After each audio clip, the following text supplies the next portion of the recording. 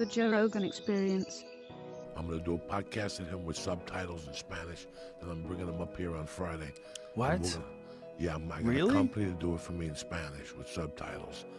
And then I'm going to bring him up here on Friday, and we're going to have a three-way about Cuba. Whoa. And what it was like to wrestle on the whole thing, if you don't mind. Whoa. I don't know if you mind. So I'll do mine about subtitles just in español. Okay. Vamos a hablar de Cuba, como tú te criaste. So no, it will not clash with you. Dude, the three of us together would be the greatest podcast ever. Because I could interpret, and you would be, it would be real MMA. You could really talk about underhooks and Russia. And that's a fantastic early training in Cuba where they shipped them, because they ship you off when you're a young kid. That's what a lot of people don't know. Yeah, they look at you and they go, pelotero. You don't have a choice. They look at you and they go, tú vas a luchar ever. And that's it. Now they take you at a certain age and they either send you to Nicaragua or Russia. And you train. And that's why a lot of Cubans are judokas. Because they go to Russia and learn judo. Wow. So he's going to tell you how they ship them off. They don't just tell your mom, we're taking them tomorrow. It's always been interesting to me because the Cubans and the Russians in particular were always thought of as being very technical. It's really the Russians. Russians are super technical. That was what a lot of people attributed George St. Pierre's success in wrestling.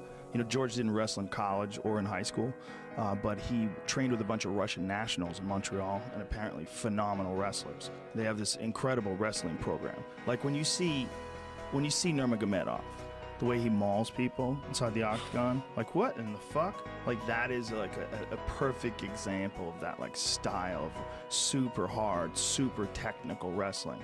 They're so good at it. There's so many. You see Lomechenko used to be a wrestler? There's a video of Lomechenko. It looks like he's doing sambo.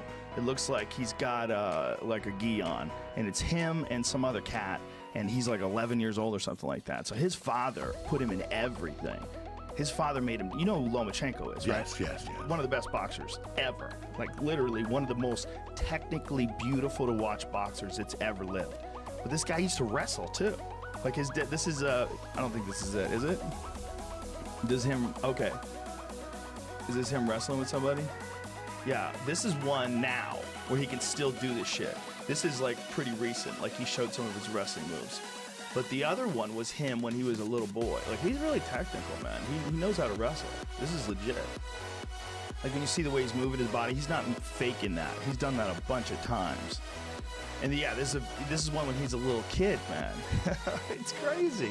It says Greco-Roman wrestling, but they're wearing a gi, so I'm not exactly sure what it is. But he gets his kid and gets behind him and sends him for a ride.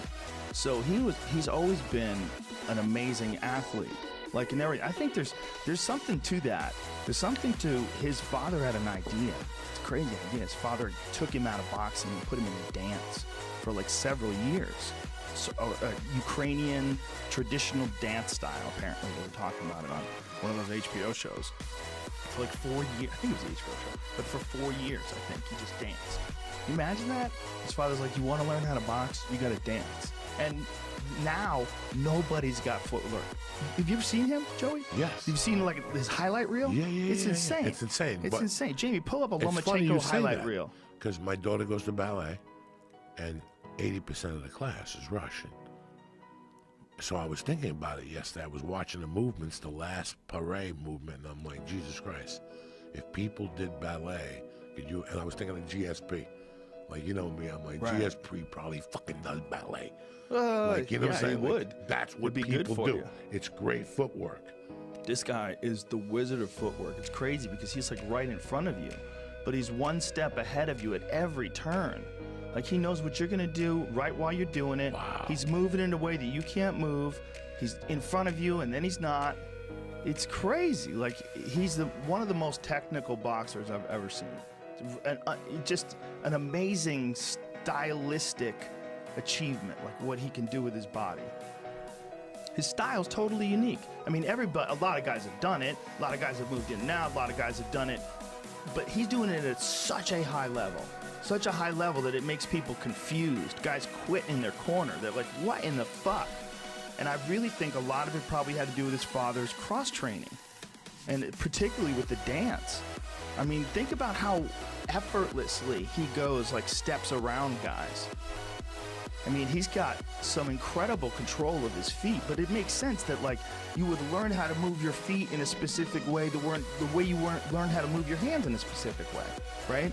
Like, think about a guy like Floyd Mayweather, right? His hand combinations with his upper body, they're so precise. It's like, da, da, da, da, right? But with his legs, is he as precise? Is he as precise moving with his legs as he is with his hands, or is he 60% or 70% or 80%? Lomechenko is probably perfectly proportioned for his style, with his ability to move, but also his ability to box and hit you well. He's got both things going on at the same time with next level angles. So that's what I was saying to you. When you're young in Cuba, they pick you. It's not like you wake up and go, I want to be a wrestler. No, they look at you and go, you look like you could go wrestle. And like, what I was hearing back from them in the early 70s was like, they just took you from your family. Right. And that was part of your training. You know, then they put you in their gobierno, you know, where you train in like their army. Have you talked to Yoel about this? Yoel? Yeah, like, no, we've discussed what this thing is. I already have graphics on the podcast. Whoa. So I figured that I'd put them up and we'll do a podcast in Spanish with fucking subtitles, like an English film, like a Jellini movie, whatever, one of those movies people think are unique. Okay, there you have it. Because his English is too rough for me, and I know what he's trying to say, and the frustration in his face. He's trying to say, I love you. I love you. Michael Bisping. So now he did a tape the other day of him in Cuba waiting for Bisping in Cuba. Oh, no. He went to Cuba. Bisping went to Cuba? No. Romero's back. Right. See if you he's can in find Cuba, it. but what is the... See if you can find Michael Bisping. Oh, he's nuts. He's nuts. He's nuts. He's fighting Rockhold now. Which is a tremendous fight on the 10th, right? That's a crazy fight. That's a crazy fight. Very good fight. It's a very good fight.